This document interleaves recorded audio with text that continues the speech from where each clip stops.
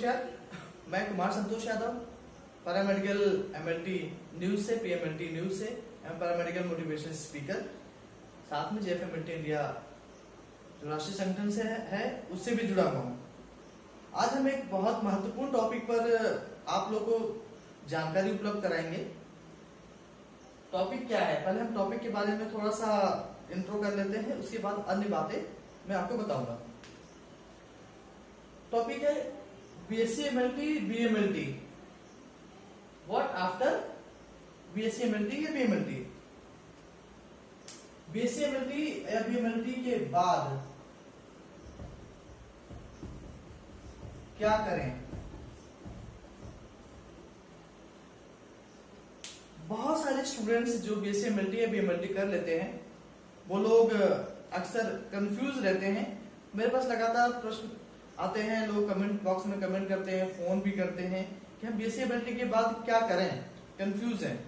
तो उनका confusion clear करने के लिए आज जो है मैं आप लोग को जानकारी दूंगा कि बीएससी एमएलटी के बाद या बीएमएलटी के बाद क्या करें। सबसे पहले आप समझिएगा कि बीएससी एमएलटी और बीएमएलटी ये कोई अलग कोर्स नहीं है, दोनों ही सिमिलर है। BMLT means bachelor in medical lab technology, BSc MLT means ये भी ग्रेजुएट, मतलब ये और ये दोनों ही ग्रेजुएट डिग्री है। मतलब आप अगर ये कर लेते हैं तो ग्रेजुएट हो जाएंगे, ग्रेजुएशन डिग्री है, दोनों सेम है, बस अलग अलग यूनिवर्सिटी ने अलग अलग थोड़ा सा नाम अलग दिया। लेकिन आगे चल आने वाले समय में हो सकता है 6 महीना 8 महीना या नेक्स्ट ईयर का जो सेशन स्टार्ट होगा उसमें या तो बीएमएलटी हो जाएगा या बीएससी एमएलटी हो जाएगा। मोस्ट प्रोबेबली बीएमएलटी होना चाहिए। तो आप लोग कंफ्यूज नहीं होएगा, बीएससी एमएलटी और बीएमएलटी एक ही है, कोई डिफरेंस नहीं है, सिमिलर है। अगर कहीं पर कोई वैकेंसी आती है बीएससी एमएलटी मांगता है तो वहां बीएमएलटी अप्लाई कर सकता है। अगर कोई वैकेंसी आती है जहां पे बीएमएलटी मांगा गया वहां बीएससी एमएलटी भी अप्लाई कर सकता है। अब एक नई चीज और भी है, नई चीज अभी स्टार्ट हुई है, वो उसको कहते हैं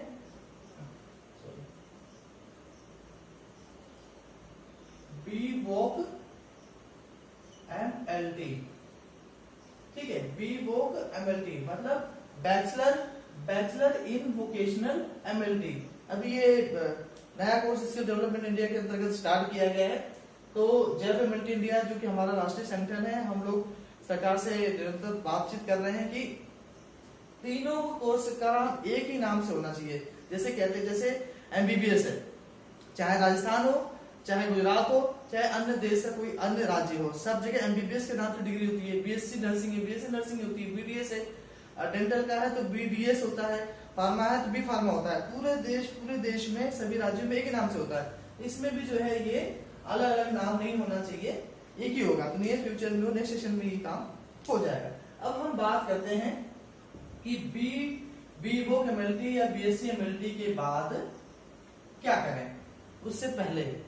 उससे पहले महत्वपूर्ण जानकारी, आज की जानकारी, आप सब लोग जो लोग कोविड-19 में कोरोना वॉरियर्स के रूप में सैंपल कलेक्शन या टेस्टिंग लैब में कार्य कर रहे हैं, आप सब लोग का जेएफएमएलटी इंडिया परिवार की तरफ से बहुत बहुत आभार हम प्रकट करते हैं। साथ में मैं आपको ये बताना चाहता हूँ कि प्रधानमंत्री मोदी ने आज मन की बात में, बहुत सारे लोगों ने सुना होगा कि प्रधानमंत्री मोदी ने मन की बात में लैब टेक्नीशियंस के कार्यों की, मेडिकल लैब टेक्नीशियंस के कार्यों की सराहना की है। और मन की बात में कुछ जो लोग कोविड-19 में या वायरोलॉजी लैब में कार्य कर रहे थे उनसे बात भी की है। तो कहीं न कहीं अब धीरे धीरे medical lab technologist, medical lab technician की वैल्यू और महत्वता अब धीरे धीरे बढ़ रही है। आगे आने वाले समय में जो है एक अच्छा मुकाम होगा। हालांकि ठीक है, अभी भी संघर्ष करने की जरूरत है और हमें बहुत कार्य करने की जरूरत है। तो हम लगातार कार्य करते रहेंगे और धीरे धीरे अच्छी बात है कि कम से कम रिकॉग्नाइज तो हो रहे हैं। तो आप सब लोगों को जेएफएमएलटी इंडिया परिवार की तरफ से, मेरी तरफ से जो है, जो लोग कोविड-19 में कार्य कर रहे हैं उनको धन्यवाद। प्रधानमंत्री मोदी ने तो ऑलरेडी आप सब लोग का धन्यवाद किया ही है।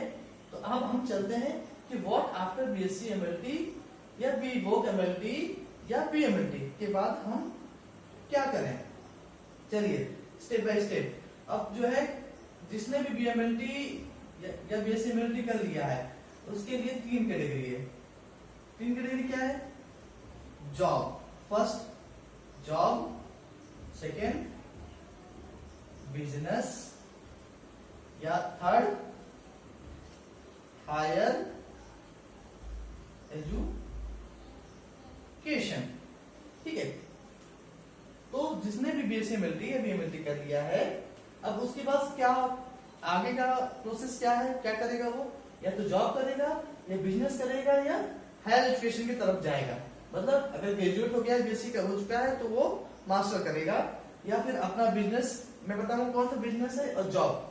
अब जो भी लोग क्वालिफिकेशन लेते हैं, उसके बाद प्राइमरली जो उनका थॉट होता है कि वो जॉब को पकड़े, बाद में अंदर जॉब या हायर क्वालिफिकेशन। मैं सभी चीजों का जिक्र कर रहा हूं। तो जॉब, अब जॉब में जो है 3 कैटेगरी है। कई कैटेगरी है जॉब? कौन सी? प्राइवेट, प्राइवेट, और उसके बाद जो है आपका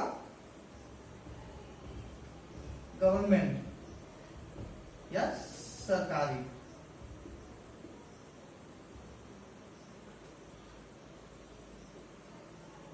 ठीक है, जॉब। पहले हम जॉब की बात कर लेते हैं, उसके बाद अन्य की बात करेंगे, बिजनेस की, हायर एजुकेशन की। जॉब भी प्राइवेट और गवर्नमेंट।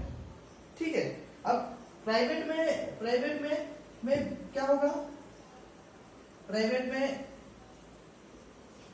प्राइवेट आपका पैथोलॉजी लैब, ठीक है, और हॉस्पिटल लैब, ये प्राइवेट सेक्टर्स हैं। देखिए, गवर्नमेंट जॉब के लिए प्रिपरेशन करनी पड़ती है। ठीक है, प्राइवेट में जैसे ही आपने बीएसएमएलटी या बीएमएलटी कर लिया, आप जो है प्राइवेट में प्राइवेट लैब जो है हॉस्पिटल है, हॉस्पिटल में भी लैब्स होती हैं, उनमें आपको अपॉर्चुनिटीज मिलेंगी as a lab technician, as a medical lab technologist, 2 post. ठीक है, प्राइवेट का भी क्षेत्र बहुत बड़ा है। अब प्राइवेट जो पैथोलॉजी लैब है, वो सैलरीज कम भी दे सकती है, अच्छी सैलरीज भी दे सकती है। हॉस्पिटल लैब है जो वो भी अच्छी सैलरी दे सकता है और कम भी दे सकता है, दोनों करेंगे। अब प्राइवेट सेक्टर्स जो है, आगे चल के जो है मैं ये प्राइवेट सेक्टर के बारे में, जो प्राइवेट लैब्स हैं, प्राइवेट लैब्स को भी डिफाइन करूंगा। प्राइवेट लैब्स भी डिफरेंट टाइप्स ऑफ लैब्स होती हैं, बहुत प्रकार की प्राइवेट लैब्स होती हैं। आप लोगों ने सिर्फ पैथोलॉजी लैब के बारे में सुना होगा, पैथोलॉजी लैब के अलावा भी बहुत प्राइवेट सेक्टर्स में ऐसी लैबोरेटरीज हैं जिसमें अच्छा पैकेज मिलता है, अच्छी सैलरी मिलती है, और आप जो है आपको वहां पर अच्छी जॉब मिलेगी। वो मैं आपको अब एक ही क्लास में सब कुछ कवर कर पाना थोड़ा डिफिकल्ट होता है, तो आगे चल के मैं प्राइवेट लैब्स के बारे में बताऊंगा कि कौन कौन सी लैब्स है जिसमें आपको अपॉर्चुनिटीज मिलेंगी। चलिए, तो अब हम जो है, अब ये प्राइवेट का आपको समझ में आ गया होगा, प्राइवेट का। ठीक है, तो अब इसको हम क्लोज करते हैं। अब हम बात करते हैं गवर्नमेंट की। अब हम बात कर रहे हैं गवर्नमेंट सेक्टर। गवर्नमेंट सेक्टर में जो है आपको कितने प्रकार की जॉब मिलती है? एक होता है रेगुलर, एक होता है कॉन्ट्रेक्चुअल, कॉन्ट्रैक्ट जिसको हम बोलते हैं संविदा, और एक होता है आउट सोर्सिंग। ठीक है ना? तो देखिए, अब ये थोड़ा मुझे बड़ा बड़ा लिखना पड़ता है ताकि आप लोगों को इजिली फाइंड आउट हो सके। तो हम गवर्नमेंट की बात कर रहे थे कि गवर्नमेंट में कितने टाइप्स की जॉब्स होती हैं। गवर्नमेंट जॉब्स, गवर्नमेंट में जॉब कितने प्रकार की होती है? रेगुलर जिसको हम कहते हैं परमानेंट, जिसको कहते हैं सरकार। देखिए, सरकारी जैसा भी होती है, लेकिन उसमें भी कैटेगराइज किया गया है। तो सरकारी जॉब्स कौन कौन सी होगी? रेगुलर मतलब परमानेंट। उसके बाद कॉन्ट्रेक्चुअल बोले तो संविदा में बहुत सारे लोग एनएचएम, एनआरएचएम और अलग अलग जो प्रोजेक्ट्स गवर्नमेंट के चल रहे हैं संविदा में, वो। उसके बाद एक आउटसोर्सिंग। ये 3 टाइप की वैकेंसीज आती हैं, या 3 टाइप की जो जॉब्स, रेगुलर, परमानेंट, कॉन्ट्रेक्चुअल और आउटसोर्सिंग। ठीक है, तीनों ही आजकल चाहे रेगुलर हो या संविदा हो या आउटसोर्सिंग हो, ठीक है, तीनों के लिए आप लोगों को प्रिपरेशन करना पड़ता है, पढ़ाई करना पड़ता है, तैयारी करनी पड़ती है, तब जाकर के जो आपको परमानेंट या कॉन्ट्रेक्चुअल या आउटसोर्सिंग की जॉब मिलेगी। आजकल जो है आउटसोर्सिंग में भी एग्जाम पैटर्न कर दिया गया है। परमानेंट में तो एग्जाम है ही, कॉन्ट्रेक्चुअल में जिन्होंने एनएचएम का एग्जाम दिया होगा वो भी तैयारी कर रहे हैं, तब जाके जॉब्स मिल रही है। तो गवर्नमेंट जॉब ये इस तरीके की आउटसोर्सिंग। देखिए हम बोले तो कौन, JFMLT इंडिया, जो कि हमारा एक राष्ट्रीय संगठन है, ठीक है। हम आउटसोर्सिंग और संहिता की जॉब्स के खिलाफ है। हम कहते हैं कि रेगुलर जॉब होना चाहिए, परमानेंट होना चाहिए। जब आपके पास सरकार के पास जो वैकेंसी है और फंड है, तो वो परमानेंट वैकेंसी क्यों नहीं निकालती है, जबकि परमानेंट वैकेंसी जितनी है उसके लिए फंड ऑलरेडी जारी कर दिया जाता है या फंड उसका बजटिंग कर दिया जाता है। तो जब परमानेंट वैकेंसीज है तो कॉन्ट्रेक्चुअल आउटसोर्सिंग क्यों, इसका हम विरोध कर रहे हैं और लगातार करते रहेंगे। आगे आने वाले समय में आप सब लोग के सहयोग से, मदद से कॉन्ट्रैक्ट और आउटसोर्सिंग जॉब्स खत्म होंगी। जैसे अलग अदर प्रोफेशन में, जैसे नर्सिंग में है या अदर कैडर में है, वहां पे आउटसोर्सिंग और कॉन्ट्रेक्चुअल जॉब नहीं आती है, क्योंकि उनका संगठन मजबूत है और वो लोग सपोर्ट करते हैं एक दूसरे को। चलिए, तो जो रेगुलर जो परमानेंट सरकारी नौकरी है, परमानेंट सरकारी नौकरी कैसे मिलेगी, उसके लिए आपको करना होगा प्रिपरेशन। तो प्रिपरेशन करने के लिए जो है आपको सभी सब्जेक्ट को थॉरली पढ़ना पड़ेगा।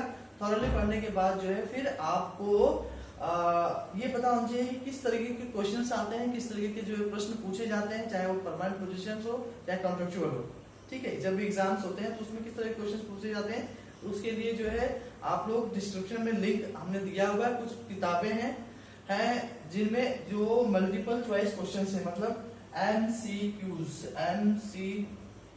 That is multiple choice questions. तो मल्टीपल चॉइस क्वेश्चंस की बुक्स के लिंक जो है मैंने डिस्क्रिप्शन में डाल दिया है, अभी डालूंगा मैं। तो आप लोग वहां से बुक को जो है परचेस कीजिए। उसमें हर सब्जेक्ट के आपका haematology, biochemistry, microbiology, pathology, clinical pathology, cytology, histopathology, molecular सभी सब्जेक्ट्स को कवर अप किया गया है और उसमें MCQs, multiple choice questions with answers दिए गए हैं। तो आपको एक रफ आइडिया लग जाएगा इस तरह के क्वेश्चंस आते हैं इन फील्ड से, तो आप ऐसे प्रिपरेशन करेंगे, ठीक है। ये हो गया गवर्नमेंट जॉब के बारे में मैंने बता दिया आपको।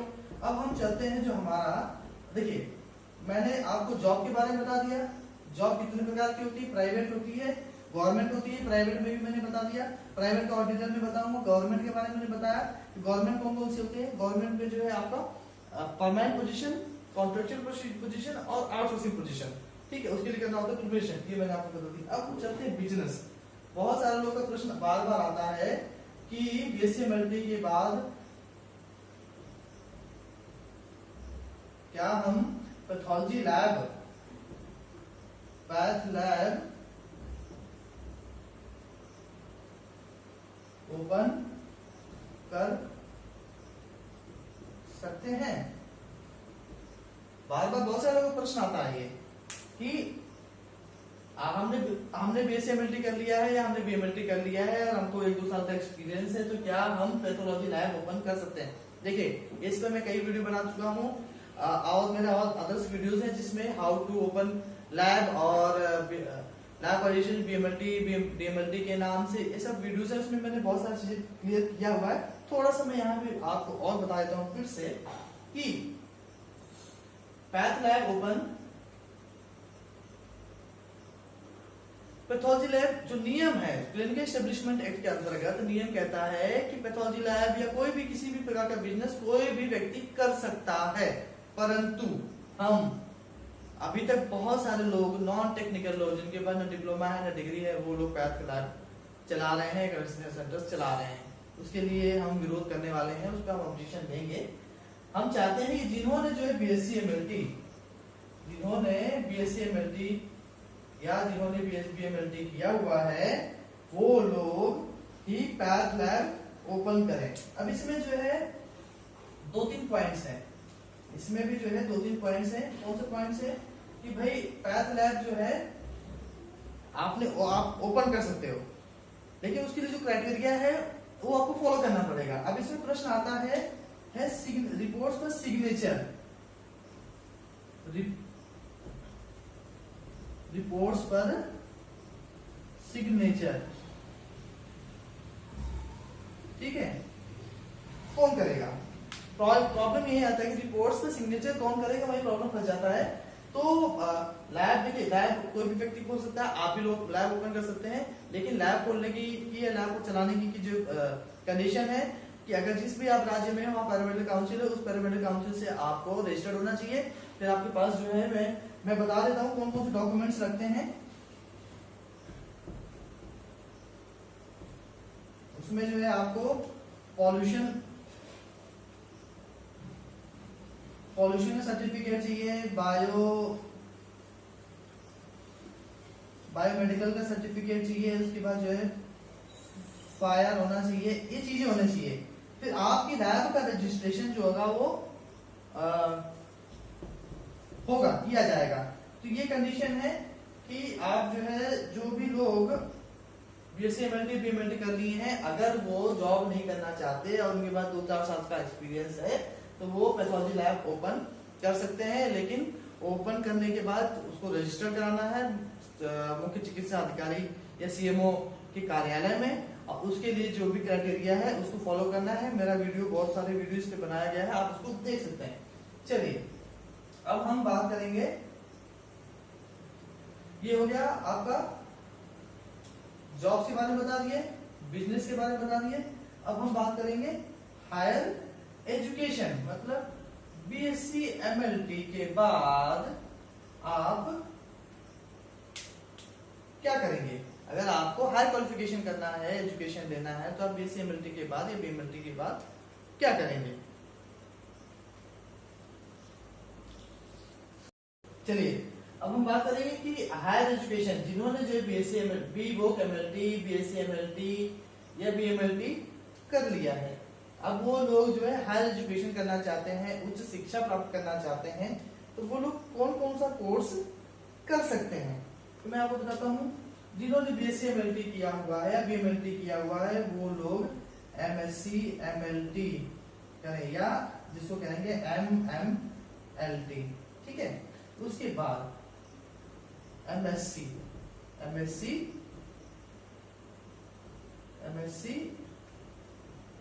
माइक्रोबायोलॉजी, एमएससी बायो केमिस्ट्री, ठीक है। उसके बाद आता है मेडिकल एमएससी, ठीक है। तो अच्छा, जिन लोगों ने बी वोक एमएलटी किया हुआ है, ये भी मैं बता देता हूँ, लोग कंफ्यूज होंगे। नहीं तो जिन्होंने बी वोक एमएलटी किया है वो एम वोक एमएलटी कर सकते हैं। अब चॉइस आपकी अपनी है।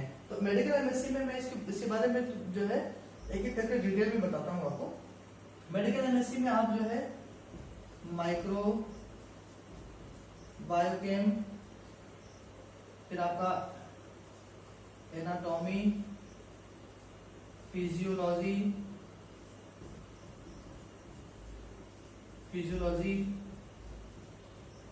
फॉरेंसिक, फार्माकोलॉजी,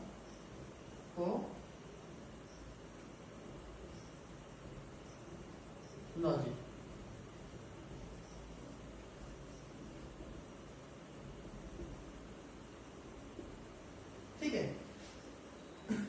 अब एमएससी एमएलटी में कौन कौन से सब्जेक्ट है आपका, हीमेट है, फिर पैथो है, फिर माइक्रो है, फिर आपका बायोकेम है, फिर उसके बाद हिस्टो है, फिर आपका वायरो भी हो सकता है, कुछ जगह पे वायरोलॉजी में भी होता है, ठीक है। मैं आपको इस वन बाय वन बताता हूँ। आपने अगर बीएससी एमएलटी बीएमएलटी कर लिया है तो आपके पास ऑप्शन कौन कौन से हैं। आप बीएससी एमएलटी, आप एमएससी एमएलटी एमएमएलटी कर सकते हैं, एमएससी माइक्रो कर सकते हैं, एमएससी बायोकेम कर सकते हैं, उसके बाद मेडिकल एमएससी भी कर सकते हैं। अब डिपेंड करता है, सबके अपने अपने स्कोप्स हैं, सबके अपने अपने स्कोप्स हैं, अपने स्कोप से अपॉर्चुनिटीज हैं, वो मैं आपको डिटेल बताऊंगा। तो अब एमएससी एमएलटी जो है, एमएससी एमएलटी में कौन कौन सब्जेक्ट है? हिमेटोलॉजी है, पैथोलॉजी है, माइक्रोबायोलॉजी है, बायोकेमिस्ट्री है, हिस्टोपैथोलॉजी है, वायरोलॉजी है। ठीक है, अब मैं इन जॉब्स में इसको कोरिलेट करूंगा, जॉब्स में, क्योंकि बैचलर डिग्री और उसके बाद मास्टर डिग्री करने के बाद जो है चेंजेस क्या आ सकते हैं या कैसे होगा आगे चल के कि जॉब्स में। अब लोगों का प्रश्न होता है कि हमने ग्रेजुएशन कर लिया, अब हमने मास्टर कर लिया, तो मास्टर के हिसाब से जो है पोस्ट भी होनी चाहिए, बड़ी पोस्ट होनी चाहिए, तो उसके बारे में बताऊंगा आपको। ठीक है, अभी हम पढ़ रहे हैं कि बीएससी एमएलटी, बीएमएलटी, बीएमएलटी के बाद हमको क्या करना चाहिए, जॉब करना चाहिए, बिजनेस करना चाहिए, हायर एजुकेशन के लिए जाना चाहिए। जॉब में ऑलरेडी मैं बता चुका हूँ, बिजनेस में आपको बता दिया मैंने, और हायर एजुकेशन में आपको बता रहा हूँ। ठीक है, अब MSc, medical MSc, medical MSc में कौन कौन से सब्जेक्ट होंगे आपके? कौन कौन से सब्जेक्ट ले सकते हो आप? माइक्रोबायोलॉजी ले सकते हो, बायोकेमिस्ट्री ले सकते हो, एनाटॉमी ले सकते हो, फिजियोलॉजी ले सकते हो, फॉरेंसिक ले सकते हो, फार्माकोलॉजी। ये सब्जेक्ट है टोटल 1 to 6 सब्जेक्ट है मेडिकल के, और ये मेडिकल कॉलेज में ही पढ़ाए जाते हैं या मेडिकल यूनिवर्सिटीज में ही पढ़ाए जाते हैं, नॉर्मल यूनिवर्सिटीज में नहीं पढ़ाए जाते हैं। एमएससी माइक्रो और एमएससी बायोकेमिस्ट्री जो है आप यूनिवर्सिटीज में पढ़ सकते हो। इसके अलावा आप चाहो तो एमएससी जेनेटिक्स भी कर सकते हो, एमएससी मॉलिक्यूलर बायोलॉजी में भी कर सकते हो, ऐसे सब्जेक्ट्स हैं। तो अब सबके अपने अपने स्कोप्स हैं।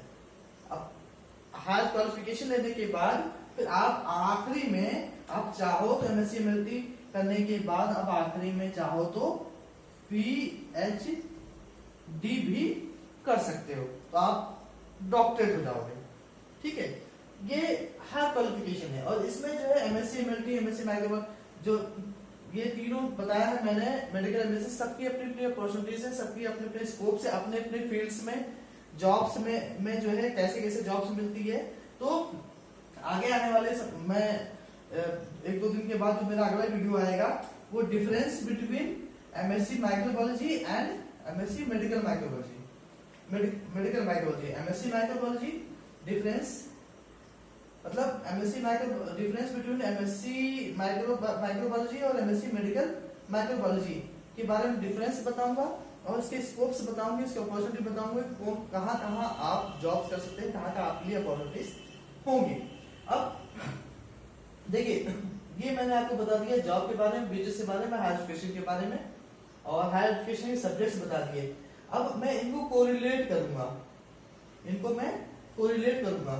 कि जॉब्स के साथ में।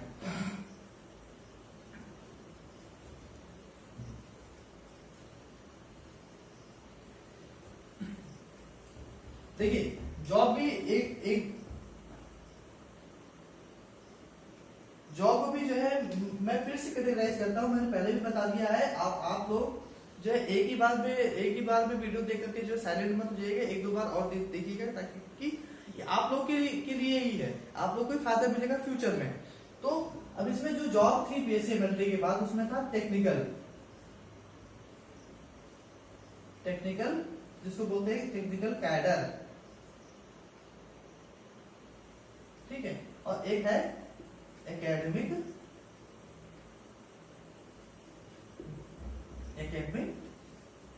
कैडर। ठीक है,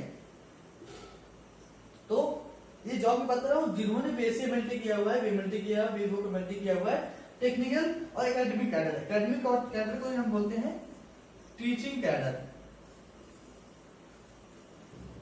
ठीक है, एकेडमिक कैडर को ही टीचिंग कैडर कहते हैं। अब टेक्निकल कैडर जो होगा वो as a lab technician, as a lab technologist. ठीक है, as a lab technical cadre में लैब टेक्नीशियन, टेक्नोलॉजिस्ट, या आप लैब सुपरवाइजर, ये मैं बता रहा हूँ, ऐसे पोस्ट तो बहुत सारी हैं इसमें, वो आगे आने वाले वीडियोस में बताऊंगा मैं। तो ये हो गया। उसके बाद जो है एकेडमिक कैडर, एकेडमिक कैडर में क्या होगा, एकेडमिक कैडर में होगा ट्यूटर, ठीक है, ट्यूटर LECTURER, लेक्चरर, असिस्टेंट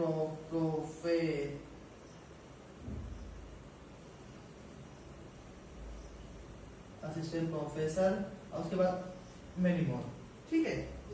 तो अब प्रश्न क्या है इसमें, बीएससी एमएलटी, बीएमएलटी या बीओ एमएलटी करने के बाद अगर आप जॉब की तैयारी करेंगे, तो जॉब में मैंने आपको बता दिया प्राइवेट और गवर्नमेंट जॉब, गवर्नमेंट जॉब के लिए मैंने बता दी तैयारी, प्राइवेट जॉब भी बता दिया। तो अब जो है प्राइवेट में भी जो जॉब है उसको भी, जॉब को भी डिफाइन किया, टेक्निकल कैडर, टेक्निकल कैडर और एकेडमिक कैडर। एकेडमिक कैडर बोलते हैं टीचिंग कैडर, और टेक्निकल कैडर, टेक्निकल कैडर में लैब टेक्नीशियन, लैब टेक्नोलॉजिस्ट और लैब सुपरवाइजर, लैब मैनेजर और भी हो सकते हैं, ठीक है। टीचिंग में ट्यूटर, लैब ट्यूटर हो गया, लेक्चरर हो गया, असिस्टेंट प्रोफेसर हो गया। अभी लेकिन अभी करंट सिनेरियो में जो है बीएससी एमएलटी या बीएमएलटी वाले प्राइवेट कॉलेज में टीचिंग करते हैं। गवर्नमेंट में पॉलिसी अभी स्टार्ट नहीं हुआ है, प्राइवेट में करते हैं, परंतु अभी नॉर्म्स रूल्स आया नहीं है, ठीक है ना। तो जो मैं क्या बताना चाह रहा था आपको, कि अभी तक आपके पास बीएससी एमएलटी करने के बाद टेक्निकल कैडर भी है, आप एकेडमिक टीचिंग में भी जा सकते हैं, लेकिन अभी जो नॉर्म्स बनने वाला है उसमें आपको मास्टर करना पड़ेगा, मास्टर या हायर क्वालिफिकेशन करना पड़ेगा। मैंने मास्टर बता दिया, एमएससी करनी पड़ेगी, चाहे एमएससी एमएलटी कीजिए, चाहे अब तीनों चीजों मैंने आपको बताया, MSc MLT, MSc microbiology biochemistry और MSc medical microbiology biochemistry. But आपको मेरे हिसाब से आगे आने समय में एमएमएलटी या एमएससी माइक्रोबायोलॉजी या माइक्रोबायोलॉजी या बायो कैन बेस्ट रहेगा। तो अभी करंट सिनेरियो में, अभी करंट जो सिनेरियो सिचुएशन है जिसमें आफ्टर बीएससी एमएलटी आप टेक्निकल कैडर में अपना फ्यूचर बना सकते हैं। और आगे आने वाले समय में अगर आप सब लोग सहयोग करेंगे और अपने संगठन के साथ में कार्य करेंगे, थोड़ा सा मदद करेंगे, तो ये एकेडमिक कैडर क्रिएट हो सकता है। तो on the basis of BSc MLT या BMLT you can get a tutor position, lecturer position और assistant, after BSc you can get tutor position. मतलब इसमें क्या है, जैसे कि नर्सिंग का है, अब मैं आपको बता देता हूं थोड़ा सा इसको। नर्सिंग में क्या है, नर्सिंग में बीएससी नर्सिंग के बाद जो है वो लोग नर्स क्या बनते हैं, नर्स भी बनते हैं और ट्यूटर भी बनते हैं, ट्यूटर और लेक्चरर भी बनते हैं, ठीक है। उनके भी ये प्रोविजन क्रिएट किया गया, परंतु अभी मेडिकल एंड टेक्नोलॉजी फील्ड में नहीं है, लेकिन भविष्य में आने वाले समय में ये जरूर हो जाएगा। तो उम्मीद करता हूं कि आप लोग को इन्फॉर्मेशन सही लगी होगी। कृपया करके वीडियोस को, चैनल को लाइक करें, सब्सक्राइब करें और शेयर जरूर करें, क्योंकि मोस्ट इंपोर्टेंट इन्फॉर्मेशन है, ताकि लोगों को दिक्कत ना हो और फ्यूचर में लोग कंफ्यूज ना हो, तो बहुत जरूरी है। और आपको कोई भी क्वेश्चन पूछना है आप कमेंट बॉक्स में मुझे कमेंट कर सकते हैं। बुक से संबंधित डिटेल्स लिंक में हमने बुक से संबंधित डिटेल डिस्क्रिप्शन में लिंक में हमने डाल दिया है। आप लोग वहां से बुक्स जो है एमसीक्यू मल्टीपल चॉइस क्वेश्चंस की बुक आप ले सकते हैं, मेरे द्वारा ही लिखी गई हुई है। तो आप लोग का बहुत बहुत धन्यवाद।